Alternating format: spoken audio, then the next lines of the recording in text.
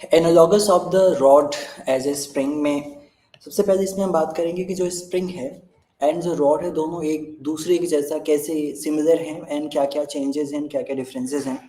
तो मैंने सबसे पहले एक स्प्रिंग बनाया। स्प्रिंग का बेसिक जो डायग्राम है वो ऐसा है कि यहाँ पे एक स्प्रिंग है एंड एक मास मैंने यहाँ पे कनेक्ट किया हुआ है, राइट।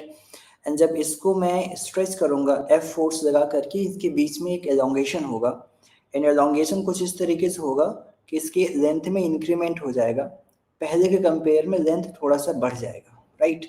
फोर्स यहाँ पे मैंने एफ अप्लाई किया हुआ है। तो यहाँ पे आप देखोगे इनिशियल लेंथ में जो भी एक्स्ट्रा लेंथ बढ़ेगा उसको हम एक्स बोलेंगे, right. X is the incremented length. तो इस केस में हम ये बोल सकते हैं नंबर वन कि जो भी यहाँ पे फोर्स लग रहा है that force F will be equal to the K multiplied by X. And spring के अंदर जो भी एनर्जी स्टोर हुई है that store energy is known as store energy. Potential energy के फॉर्म में स्टोर होता है तो यू से रिप्रेजेंट करेंगे। U is equals to half के एक्स स्क्वायर। इस फॉर्म में एनर्जी स्टोर हो जाती है। एंड अगर मान लो मैं कंपेयर करूं किसी रॉड से, राइट। मान लो हमारे पास एक रॉड है एंड वो जो रॉड है एक जगह मैंने फिक्स किया हुआ है, इसके पास एक इनिशियल लेंथ है and that initial length is the L not. और इस पे मैंने एक एक्सटर्नल फोर्स लगाया। तो जब मैं इसके ऊपर एक एक्सटर्नल फोर्स लगाऊंगा तो इसके लेंथ में इंक्रीमेंट होगा, राइट। एफ फोर्स मैंने लगाया तो यहाँ पे जो भी इसके लेंथ में इंक्रीमेंट हो रहा है उसको मैंने बोला है डेल्टा एक्स। मैंने बोला है डेल्टा एक्स, राइट। तो देखा जाए कि जो डिफॉर्मेशन होता है जो भी इसके अंदर यहाँ पे डिफॉर्मेशन हुई है उसकी जो बेसिक वैल्यू होती है delta x is equals to F F L divide by the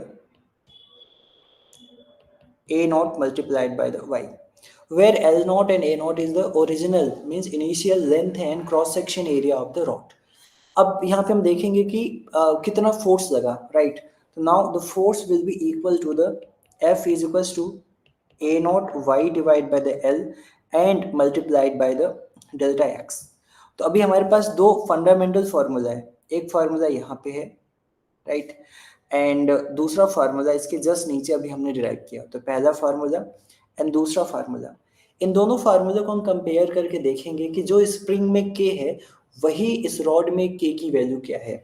तो देखिए अगर हम किसी स्प्रिंग की बात कर रहे हैं, नंबर वन स्प्रिंग के अंदर जो भी फोर्स होता है वो एफ इंटू डेल्टा एक्स के इक्वल के इंटू डेल्टा एक्स के इक्वल होता है, वेयर के is the spring constant and delta x is the change in length in the particular spring. लेकिन जब किसी में एलोंगेटेड रॉड की मैं बात करूंगा तो जो भी डिफॉर्मेशन का बेसिक फार्मूला आया वो कितना आ गया, F L naught divide by the A not. L not is the original length and A not is the original cross section area, right. इसको मैंने ऑर्गेनाइज किया। तो अब इन दोनों को जब मैं कंपेयर करूंगा तो यहाँ से आपको आइडिया लगेगा कि जो के की वैल्यू होती है वो A naught Y divide by L naught की इक्वल होती है। मतलब ये जो पूरी पूरी वैल्यू आएगी इसको आप के से कंपेयर करके बता सकते हैं कि जो स्प्रिंग में के का काम कर रहा है वही रॉड में के का काम करेगा, A naught Y L naught. And rod के केस में इसका जो बेसिक नाम होता है उसको बोलते हैं स्टिफनेस, राइट। स्टिफनेस एक इंपॉर्टेंट टर्म है। स्टिफनेस किन किन फैक्टर के ऊपर डिपेंड करेगा, नंबर वन कि रॉड का क्रॉस सेक्शन कितना है, यंग्स मॉडुलस कितना है एंड ओरिजिनल लेंथ कितनी है। मेनली ये कह सकता हूँ कि stiffness is depend on a Young's modulus of the material. जितना ज्यादा यंग्स मॉडुलस होगा उतना ज्यादा स्टिफ होगा, राइट। एंड जितना ज्यादा स्टिफ होगा उतनी ज्यादा के की वैल्यू होगी। तो उसको डिफॉर्म करने के लिए बहुत ज्यादा फोर्स की रिक्वायरमेंट होगी, क्योंकि फोर्स का तो बेसिक फार्मूला के डेल्टा एक्स होता है, राइट। अगर आपको 1 मिलीमीटर का डिफॉर्मेशन करना है एंड के की वैल्यू बहुत ज़्यादा हाई है तो फोर्स भी आपको बहुत ज़्यादा लगाना पड़ेगा। अगर मैं दो एग्जांपल देता हूँ, मान लो एक ऐसी स्प्रिंग है जो जो आप पेन में यूज़ करते हो एंड दूसरा ऐसा स्प्रिंग है जो आप बाइक में यूज़ कर रहे हो, ठीक है। एक बाइक में यूज़ कर रहे हो और एक पेन में यूज़ कर रहे हो। तो बहुत इजीली कहाँ पे फोर्स लग जाता है, पेन में। तो इसकी जो स्टिफनेस है, स्टिफनेस मीन्स के की वैल्यू कम होगी और इसकी जो स्टिफनेस है के की वैल्यू वो हाई होगी। Is it clear? तो ये जो फार्मूला हमने देखा कि कोई भी रॉड है, रॉड के लिए स्प्रिंग कांस्टेंट कितना होता है, तो A naught Y divide by L naught की इक्वल होता है। ये फार्मूला आपको याद रखना पड़ेगा। मोस्ट ऑफ द प्रॉब्लम में हम रॉड को एज ए स्प्रिंग की तरह ट्रीट करके क्वेश्चन को हम सॉल्व करेंगे, राइट। तो ये बेसिक क्राइटेरिया है, ये आपको अच्छे से पता होना चाहिए। And moving to the next problem, stretching and twisting. Stretching and twisting एक बड़ा इंपॉर्टेंट फैक्टर है, चैप्टर में इसका यूज होगा। इसके लिए मैं एक इम्पॉर्टेंट कंडीशन समझाता हूँ, एक एक करके हम बात करेंगे। सबसे पहले हम स्ट्रेचिंग की बात करेंगे। सबसे पहले हम बात कर रहे हैं potential energy store due to the elongation. सबसे पहले स्ट्रेचिंग की बात किया जाएगा, ट्विस्टिंग बाद में आएगा। अगर मान लो किसी भी एक स्प्रिंग को अगर आप खींचते हो, राइट, किसी भी स्प्रिंग को आप एक खींचते हो एफ फोर्स लगा करके, तो उसके अंदर जो एनर्जी स्टोर होती है वो हाफ के डेल्टा एक्स के होल स्क्वायर के इक्वल होती है, where delta x is the change in length, right. उसी तरीके से अगर मान लो कोई एक रॉड है, रॉड में अगर आप एफ फोर्स लगा करके उसको एलोंगेट कर रहे हो, तो वहां पे भी जो एनर्जी स्टोर होगा उस स्टोर एनर्जी की वैल्यू किसके बराबर हो जाएगी, that will be equal to the half k multiplied by delta x का whole square, right. But k की वैल्यू आपको अच्छे से पता होना चाहिए, k must be equal to the A naught multiplied by Y divide by the L naught. अगर ये डेटा मैं यहाँ पे रखूंगा तो आपको एनर्जी पता चल जाएगी। बट इसका एक और फार्मूला होता है, जैसा कि आप जानते हो कि जो फोर्स होएगा, मतलब जब हम खींच रहे होंगे किसी चीज को, तो फोर्स कांस्टेंट नहीं लगाते, आप एक वेरिएबल फोर्स लगाते हो, राइट।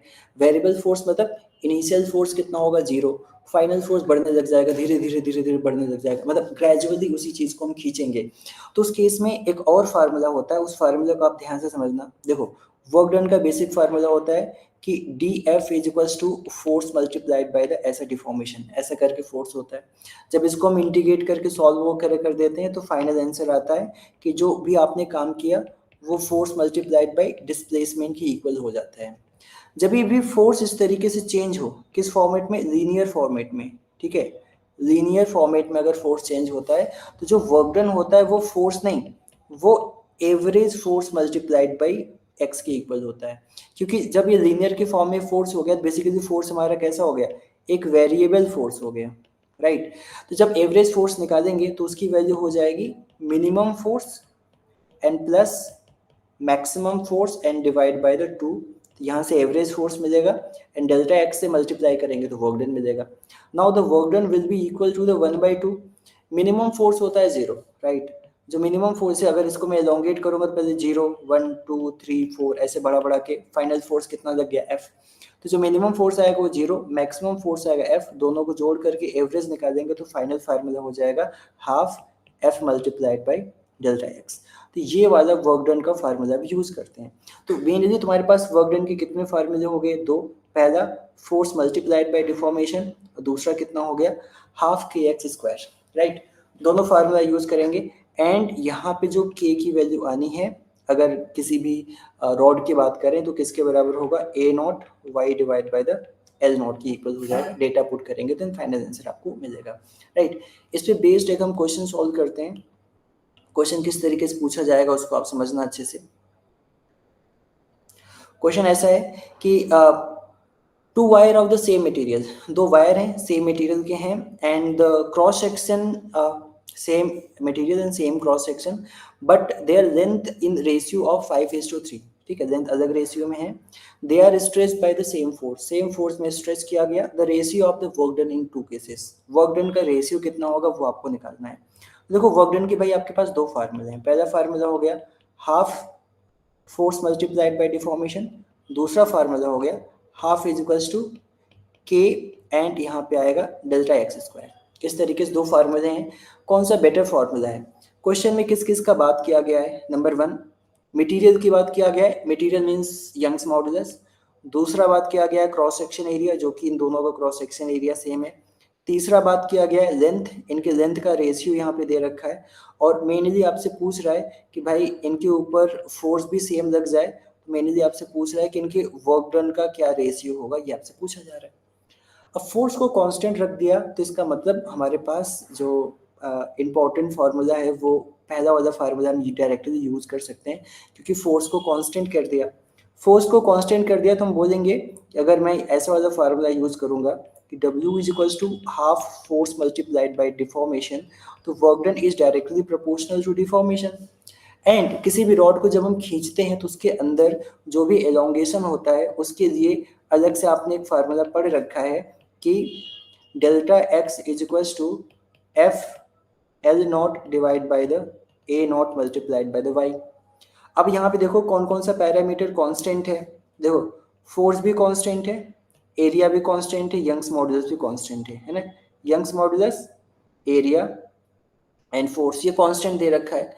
तो हम यहाँ पे हम कह सकते हैं कि जो भी इसके अंदर डिफॉर्मेशन आएगा delta x that is directly proportional to the L naught, right. तो हम यहाँ पे कह सकते हैं delta x is directly proportional to L naught. Length की रेशियो यहाँ पे कितनी दे रखी है 5:3। तो यहाँ पे हम कह सकते हैं वर्क डन का जो रेशियो होगा W1 divide by W2 that will be equal to the L1 divide by L2 and that will be equal to 5 divide by 3। तो करेक्ट आंसर कौन सा है? 3 is your correct answer. Depend करेगा question किस तरीके से पूछ रहा है, उसके अकॉर्डिंग आपको क्वेश्चंस को अप्रोच करना पड़ेगा, राइट।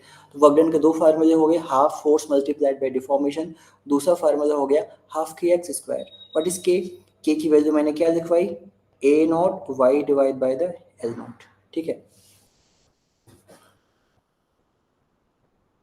नेक्स्ट आगे मूव करते हैं।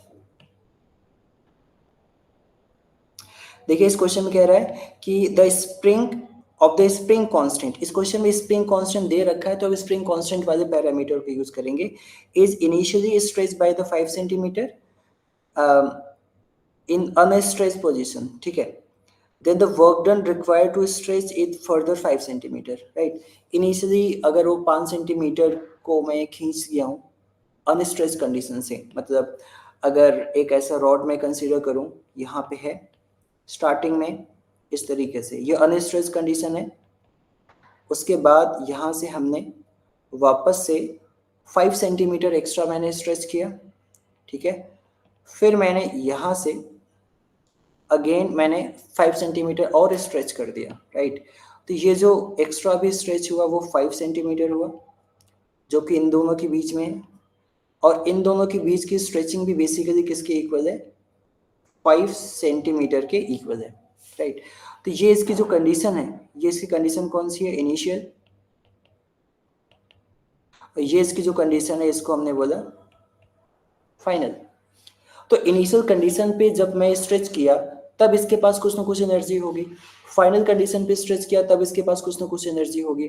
तो जो भी यहाँ पे वर्क डन होगा, external work done, that will be equal to the change in potential energy. मतलब जितना मैं यहाँ पे काम करूंगा उस सिस्टम के पोटेंशियल एनर्जी के अंदर चेंज होगा, that is will be equal to delta U. तो अगर इनिशियल होगा तो कितना होगा, मतलब फाइनल होगा कितना होगा, हाफ के x F square minus half के एक्स इनिशियल का स्क्वायर। तो यहाँ से हाफ के कॉमन हो जाएगा, हाफ के कॉमन हो गया तो अंदर हो गया x final square minus x initial square. अगर डेटा मैं यहाँ पे रखूंगा तो हाफ के की वैल्यू क्वेश्चन में दे रखा है 5 इंटू 10 टू द पावर 3, और जो भी डिस्टेंस है वो सेंटीमीटर में है, सेंटीमीटर में है तो उसमें से मेरे को कॉमन करना पड़ेगा। तो एक्स स्क्वायर है तो -2 का स्क्वायर करेंगे तो 10 टू द पावर -4 कॉमन हो जाएगा।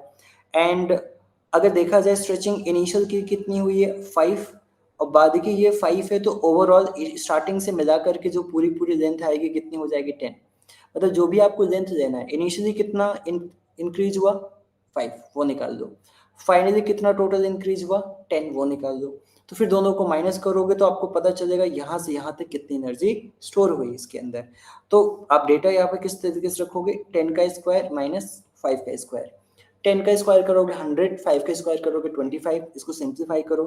-4 माइनस 10 की पावर -4 एंड 3 है तो आएगा 10 की पावर -1, एंड इसको सिंप्लीफाई करोगे आएगा 75 and multiplied by the 5 and divide by the 2, right. और 1/10 5 से आएगा तो ओवरऑल आंसर आएगा 75 divide by the 4 and that will be equal to the 18.75, right.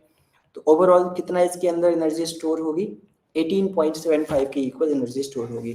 Overall question का कहना ये है कि एक रॉड है उसको आप खींचो, तो एक इनिशियल एनर्जी आ गई, दूसरा रॉड उसको और खींचा तो उसके अंदर एनर्जी स्टोर हो गई, फिर जितनी एनर्जी स्टोर हुई दोनों को आप माइनस करो तो आपको पता चलेगा कि इनिशियल से फाइनल तक खींचने में कितनी एनर्जी उसके अंदर स्टोर हुई।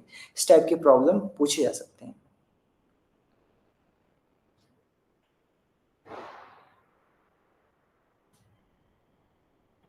ठीक है, अब नेक्स्ट प्रॉब्लम पे आते हैं।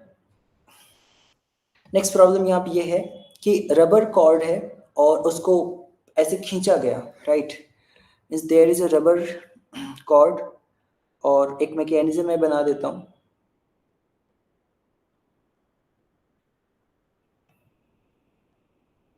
राइट, और इसको मैंने यहाँ पे फिक्स कर दिया और इस तरीके से रबर कॉर्ड बनाई गई और यहाँ पे एक ऑब्जेक्ट है। ठीक है, तो जब मैं इसको छोड़ूंगा तो इसके अंदर जो भी पोटेंशियल एनर्जी स्टोर हुई है वो काइनेटिक एनर्जी में कन्वर्ट होगा एंड बॉल आगे की ओर निकल जाएगी।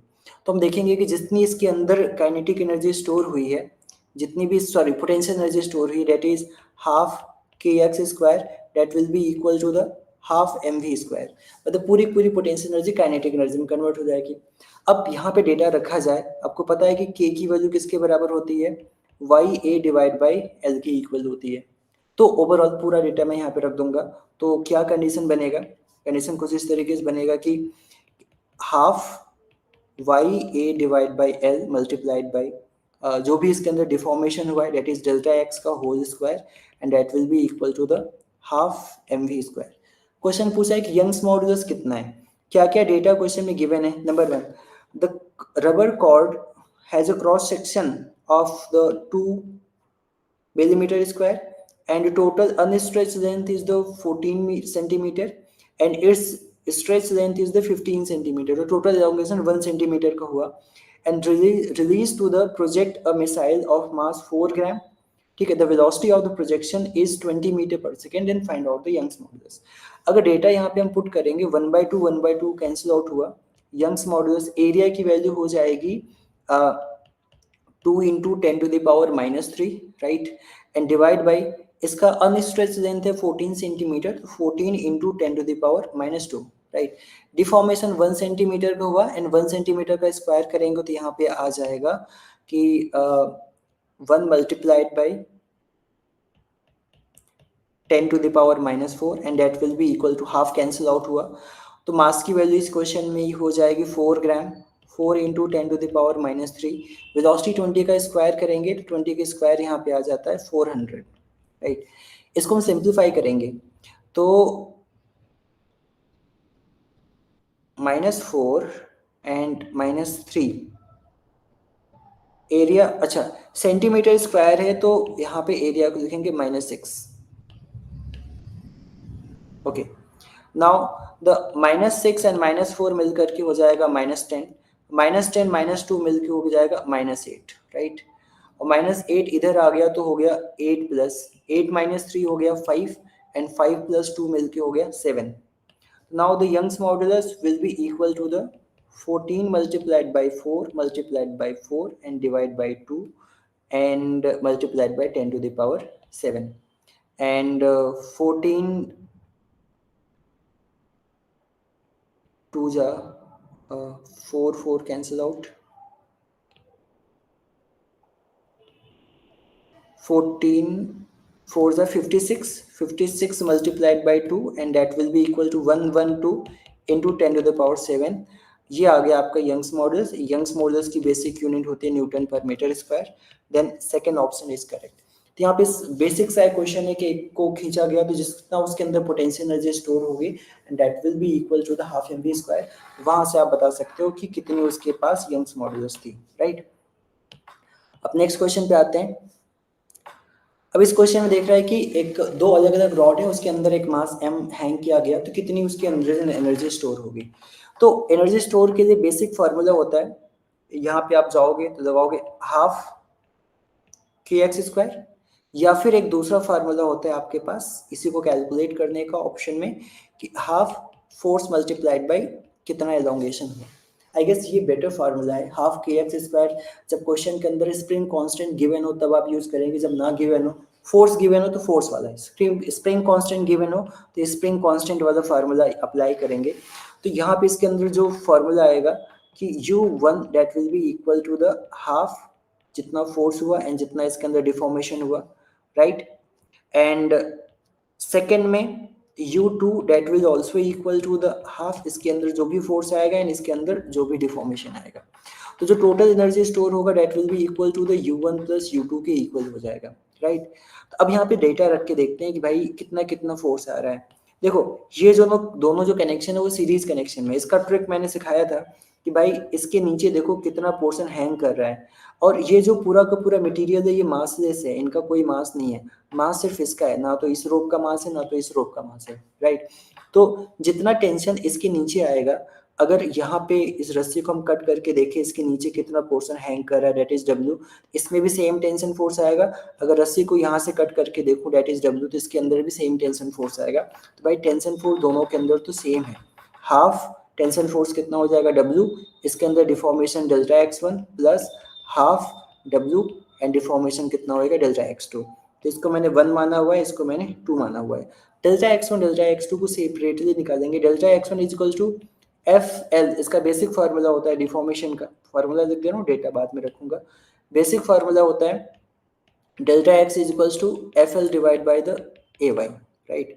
तो जब मैं डेटा रखूंगा तो डेल्टा x1 की वैल्यू हो जाएगी, delta x1 will be, force तो वही रहेगा और पहले वाली की लेंथ भी L ही है, एरिया चेंज हो जाएगा, पाई आर स्क्वायर करेंगे तो यहाँ पे हो जाएगा 4 pi are square multiplied by Y, and delta x2 को मैं निकालूंगा तो हो जाएगा FL डिवाइड बाई एरिया कितना होगा pi are square and multiplied by the Y.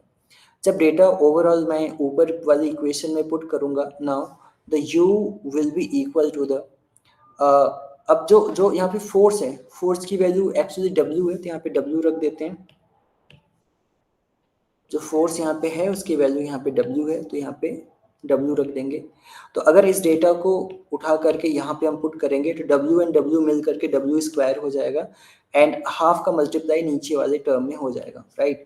Now W square L divide by 2 and 4 का मल्टीप्लाई हो जाएगा तो 8 pi are square multiplied by Y and plus यहाँ पे सिंप्लीफाई करेंगे तो W square L divide by the 2 pi are square multiplied by Y. Now U will be equal to the, अब यहाँ पे 8 पाई आर स्क्वायर वाई को common कर दूंगा, इधर आएगा 1 इधर आएगा 4, 1 4 मिलके हो जाएगा 5 W स्क्वायर L।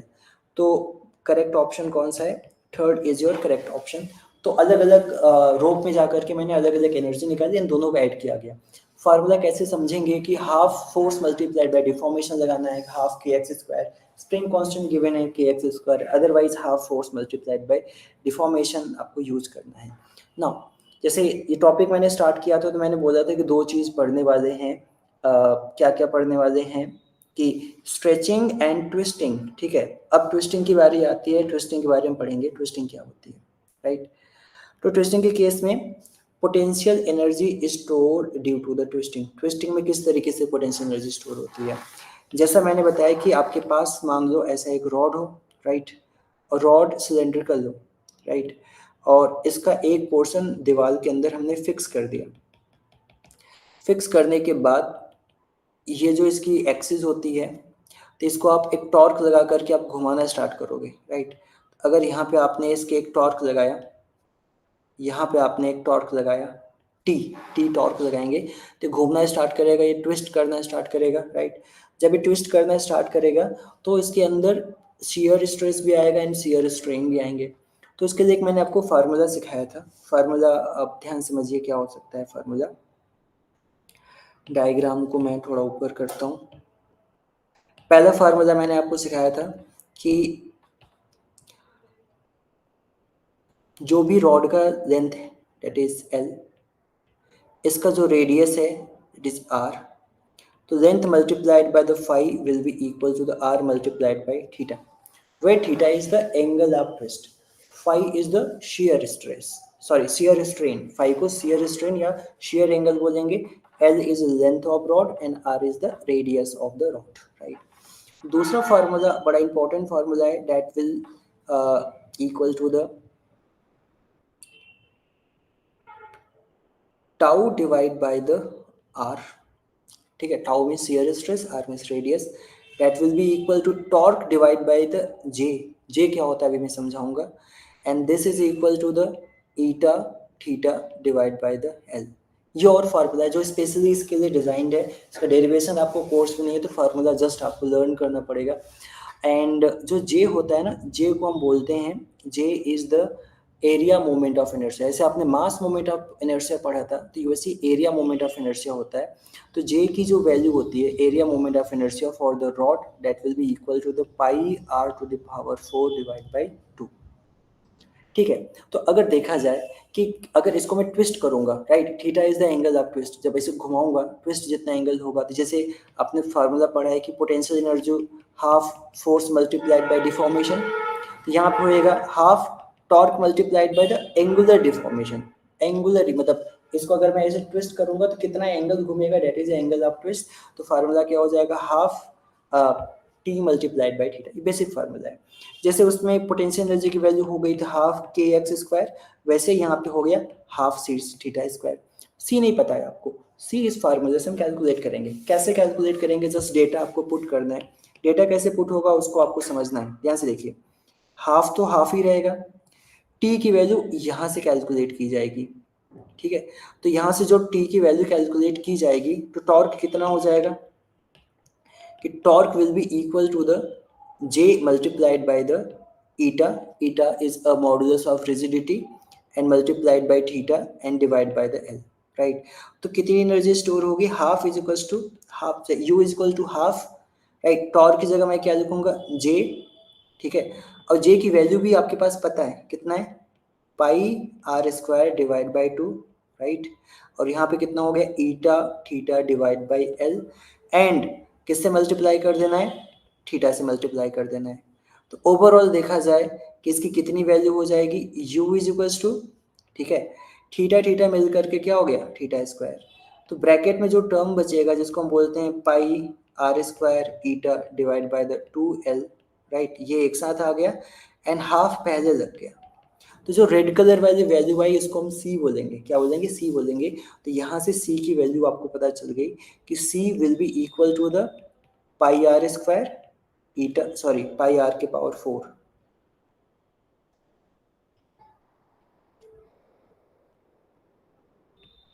तो पाई आर की to the power 4 divide by the 2l, ये किसकी वैल्यू आ गई, सी की वैल्यू आ गई। ये आपको अच्छे से पता होना चाहिए, राइट। अब हम आते हैं इस पे बेस्ड एग्जाम में कैसे क्वेश्चन पूछा जाएगा। क्वेश्चन पूछा गया यहाँ पे, the amount of the work done in twisting the steel of wire of radius 1 millimetre, length is 25 centimetre and angle of twist is the 45 degree. मतलब अगर आपके पास ऐसा एक रॉड है, तो रॉड के ऊपर आपने एक ट्विस्टिंग फोर्स लगा दिया और इसको यहाँ पे आपने ऐसे फिक्स किया हुआ है, ठीक है। यहाँ पे अगर फिक्स किया हुआ है तो इसके पास जो एनर्जी स्टोर होगी U इज इक्वल टू हो जाएगा half torque multiplied by theta, right. But torque का फार्मूला तुमको एक दूसरे फार्मूले से निकालना पड़ेगा, torque divide by the J is equal to eta theta divide by the L, correct. And J का फार्मूला तुम्हें पता है, J का फार्मूला कितना होता है, pi are square divide by 2। तो जब ये सारी वैल्यू उधर रखोगे तो U की वैल्यू आ जाएगी, U इज इक्वल टू कितना हो जाएगा, हाफ, यहाँ पे मैंने डिराइव करके बताया। तो U की वैल्यू हो जाएगी पाई टू द पावर 4, कितना हो जाएगा, पाई आर के power 4 and divide by 2l, right, small L यहाँ पे लिख देते हैं, divide by 2l and multiplied by eta, ये हो गई value, and multiplied by the theta square. क्योंकि इस फार्मूले के साथ साथ एक और फार्मूला भी आपने पढ़ा था, तो उस फार्मूले की जो वैल्यू है u is equal to half c theta square. तो c की डायरेक्ट वैल्यू हमने यहाँ पे निकाल ली, ये पूरी वैल्यू किसके इक्वल है, c के इक्वल है। जस्ट यहाँ पे डेटा पुट करना है, u इज इक्वल टू 1/2। देखो पाई की वैल्यू होती है 3.14, रेडियस दिखा है 1 मिलीमीटर, 1 मिलीमीटर मीन्स हो जाएगा कि 10 to the power minus 3 to the power 4, right, and divide by 2 multiplied by length is the 25 centimeter, 25 into 10 to the power minus 2, and modulus of rigidity is 8 into 10 to the power 10, right। Overall सारा data यहाँ पे रख दिया गया है। और जो angle of twist है theta is equal to 45 degree and that theta will be equal to the pi by 4। Now we can write also 3.14 divide by 4 और यहाँ पे इसका हमको स्क्वायर कर देना है। ओवरऑल जब इस डेटा को हम सिंप्लीफाई करेंगे तो u की जो वैल्यू आनी है वो आनी है 15.5 इंटू 10⁻⁻2 जूल, इसके इक्वल फाइनल एनर्जी आएगी। तो ओवरऑल इस पूरे टॉपिक में एंगल ऑफ ट्विस्ट में क्या क्या चीज़ें आपको याद रखनी है, वापस से मैं एक बार रिमाइंड करा दे रहा हूँ। नंबर 1 आपको याद रखना है कि भाई जिस तरीके से force multiplied bye angular deformation था उसी तरीके से यहाँ से u की वैल्यू हो गई। जैसे वहाँ पे हाफ के एक्स स्क्वायर था तो यहाँ पे हाफ सी थीटा स्क्वायर हो गया। बट उस दौरान आपको एक ये इन्फॉर्मेशन आपको चीज़ पता होना चाहिए, ये तो मैंने पहले करवा दिया है जस्ट रिवाइज करने के लिए। एक नया फार्मूला अभी आपको यहाँ पे देखने को मिला, ये फार्मूला आपको ठीक से लर्न होना चाहिए। इस फार्मूले में ये बताया गया कि हम किस तरीके से टॉर्क की वैल्यू यहाँ पे कैलकुलेट करेंगे। ठीक है, अगर टॉर्क की वैल्यू यहाँ पे निकल जाए तो हमारा काम बन जाएगा। और टॉर्क में एक नया टर्म यूज हुआ जिसको हमने बोला जे का नाम होता है area mass area moment of inertia. जैसे होता है मास मोमेंट ऑफ इनर्शिया, उसी तरीके का टर्म होता है जिसको बोलते हैं area moment of inertia. Engineering में कराया जाएगा, अभी आपके कोर्स में है नहीं तो इस पर ज़्यादा ध्यान नहीं देना है, जस्ट इसका एक फार्मूला लर्न करना है, that is pi r⁴ divide by 2। अगर इसका वैल्यू मैं यहाँ पे रखूँगा तो यहाँ से टॉर्क के बारे में आपको इन्फॉर्मेशन मिलेगा। एंड इस टॉर्क का वैल्यू उठा करके अगर यहाँ पे मैं पुट कर दूंगा, जैसा कि यहाँ पे दिखाया गया कि टॉर्क की वैल्यू उठा करके अगर मैं इस जगह में पुट कर दूंगा तो आपको पता चल जाएगा कि भाई हाफ सी थीटा स्क्वायर की वैल्यू मिलेगी। एंड इनको कंपेयर कर देना है, यहाँ से सी की वैल्यू पता चल जाएगा। सेम जस्ट फार्मूला बेस्ड आपके एग्जाम में क्वेश्चन पूछा गया है, तो इसको आप प्रिपेयर कर देना। Now how to calculate potential energy density. Potential energy density बड़ा इंपॉर्टेंट पैरामीटर है। जैसा कि आपको पता है कि जो भी किसी भी रॉड को अगर आप खींचते हो तो उसके अंदर जो एनर्जी स्टोर होती है U equal to half force multiplied by deformation होता है। अगर आपको यहाँ से एरिया से डिवाइड करो तो यहाँ पे एरिया से डिवाइड करो, अगर आप यहाँ पे L0 से डिवाइड करो तो यहाँ पे भी L0 से डिवाइड करो।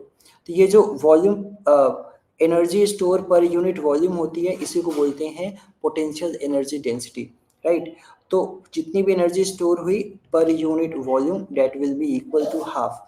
अब देखिए force divide by original area को स्ट्रेस बोलते हैं and deformation divide by original strain को स्ट्रेन बोलते हैं। तो पहला फार्मूला आपके पास आ ही गया कि energy density will be equal to stress multiplied by strain.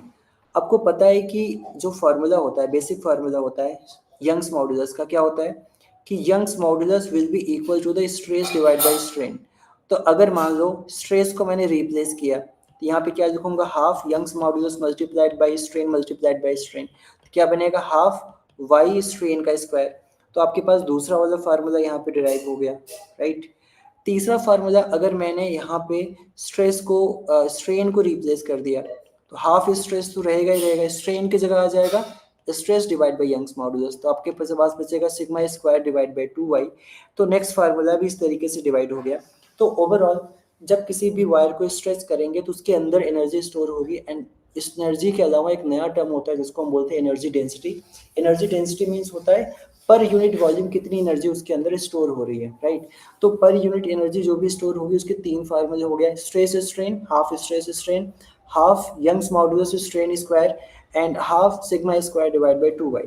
And ये यहाँ पे एक पहला टर्म लिखा हुआ है कि area under the stress and stress curve is represented by energy density. ऐसा क्यों बोल रहा है, अगर मान लो मैं स्ट्रेस स्ट्रेन का कर्व यहाँ पे प्लॉट करूँ, अगर मान लो यहाँ पे स्ट्रेस एंड स्ट्रेन का कर्व यहाँ पे प्लॉट करो, स्ट्रेस एंड स्ट्रेन का कर्व मैं प्लॉट करूंगा तो ऐसा कर्व बनेगा, इधर आएगा, ऐसे खत्म हो जाएगा। तो हम विद इन इलास्टिक लिमिट की बात करें, with in elastic limit almost straight line बनता है। तो अगर मान लो ये स्ट्रेस है ये स्ट्रेन है तो ये जो पूरा का पूरा एरिया आएगा and that area will be equal to the half stress multiplied by strain. तो हम कह सकते हैं कि जो स्ट्रेस स्ट्रेन कर्व है उसका एरिया बेसिकली किसको रिप्रेजेंट करता है, एनर्जी डेंसिटी को रिप्रेजेंट करता है। अब यहाँ पे एक हम क्वेश्चन करते हैं, क्वेश्चन क्या कह रहा है कि student plot a graph from his reading on a determination of Young's modulus of the metal wire but forget to label it, right, and the quantity on x and y cannot be represented, right। ठीक है, तो अगर मान लो एक axis में ऐसा बनाता हूँ, है ना, एक्सिस मैंने ऐसा बनाया और ग्राफ कुछ इस तरीके से बना, अब वो भूल गया कि एक्स एंड वाई एक्सिस पे क्या क्या हो सकता है, तो क्या क्या मैं यहाँ पे लिख सकता हूँ। तो एक चीज़ मैं आपको सिखा दे रहा हूँ, अगर मान लो तुमने कोई एक ग्राफ बनाया, वो ग्राफ मान लो ऐसा सर्कुलर ग्राफ है और वो एक्स एंड वाई के बीच में बनाई गई है, राइट। तो अगर आप इसके ऊपर किसी भी चीज़ से मल्टीप्लाई कर देते हो या फिर किसी चीज़ से डिवाइड कर देते हो, तो ग्राफ वही होता है, बस उसका शेप एंड साइज कम या ज़्यादा हो सकता है। तो अगर मैं यहाँ पे फोर्स लिखता हूँ, फोर्स मीन्स कितना वेट वहाँ पे अप्लाई हो रहा है, या फिर उसमें एक कांस्टेंट वैल्यू से डिवाइड करूंगा तो वहाँ पे स्ट्रेस आएगा। अगर मैं यहाँ पे डिफॉर्मेशन लिखता हूँ बट वहाँ पे एक कांस्टेंट वैल्यू से मैं डिवाइड करूंगा तो वहाँ पे स्ट्रेन डेवलप हो जाएगा। समझ रहे हो? तो यहाँ पे कुछ पैरामीटर से मल्टीप्लाई एंड डिवाइड किया गया, बट ओवरऑल यहाँ पे डिवाइड ही किया गया। तो यहाँ पे स्ट्रेस एंड स्ट्रेन भी आ गया, फोर्स एंड एलोंगेशन भी आ गया। तो कांस्टेंट से डिवाइड करने पे कोई भी ग्राफ में रिप्रेजेंटेशन, जो ग्राफ प्लॉट होगा उसके अंदर कोई फर्क नहीं पड़ेगा। तो क्या क्या हो सकता है देखो, weight and extension, yes correct है, वेट भी हम कर सकते हैं एंड एक्सटेंशन भी कर सकते हैं, मतलब फोर्स एंड एलोंगेशन की भी सेम टाइप का ग्राफ बनेगा, शेप वही रहेगा, छोटा बड़ा हो जाएगा। स्ट्रेस एंड एक्सटेंशन, ये वाला ग्राफ भी हम बना सकते हैं, स्ट्रेस एंड एक्सटेंशन की बीच में बना सकते हैं, क्योंकि कांस्टेंट वैल्यू से डिवाइड किया एंड यहाँ पे एलोंगेशन का कोई फर्क नहीं पड़ेगा। स्ट्रेस एंड स्ट्रेन की बीच में भी हम बना सकते हैं, दोनों में मैंने डिवाइड कर दिया, इधर भी डिवाइड कर दिया, इधर भी डिवाइड कर दिया। लास्ट में है stress and store potential energy, नहीं अब चेंज हो जाएगा, क्योंकि जो स्टोर पोटेंशियल एनर्जी है इसकी जो वैल्यू होती है वो होती है हाफ एक्स स्क्वायर।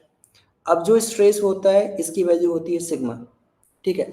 अगर मान लो थोड़ा बहुत मैं रिप्लेसमेंट करता हूँ, ठीक है, रिप्लेसमेंट करने की जगह मैं इसको ऐसे लिख सकता हूँ कि भाई half stress sigma square divide by Y and multiplied by the volume, क्योंकि पर यूनिट वॉल्यूम एनर्जी तो सिग्मा स्क्वायर बाय 2y होती है, टोटल एनर्जी कितनी होगी sigma square by 2y multiplied by volume, where volume is constant, एक है sigma दूसरा है सिग्मा स्क्वायर, तो सेम टाइप का ग्राफ नहीं बनेगा, ग्राफ बदल जाएगा, राइट। आप एलोंगेशन को पोटेंशियल एनर्जी के साथ रिप्लेस नहीं कर सकते, तो इसका फोर्थ ऑप्शन इनकरेक्ट है। जो करेक्ट आंसर है वो आपका हो जाएगा, पहला सही हो जाएगा, दूसरा सही हो जाएगा, तीसरा सही हो जाएगा।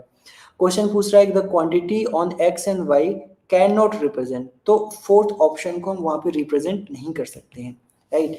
तो कोई पैरामीटर फोर्स या एलोंगेशन है तो वही होना चाहिए, कांस्टेंट से मल्टीप्लाई डिवाइड करो चलेगा, लेकिन अगर आप उसको डायरेक्ट एनर्जी से रिप्लेस करो तो अब कांस्टेंट नहीं वेरिएबल कुछ और बन जाएगा, इस वजह से सेम टाइप का ग्राफ नहीं बनेगा, ग्राफ क्या हो जाएगा, चेंज हो जाएगा। नया वर्ड सिखाता हूँ, टफनेस क्या होती है। टफनेस यहाँ पे क्या है कि मान लो यहाँ पे आपने कोई एक ग्राफ बनाया और ग्राफ कुछ इस तरीके से बनाया, राइट, यहाँ पे आकर के फेल हो गया, तो अभी तक इसने जितना भी एनर्जी स्टोर किया है, जितना भी एनर्जी इसके अंदर स्टोर होगा वो एरिया अंडर द कर्व को रिप्रेजेंट करेगा, ठीक है।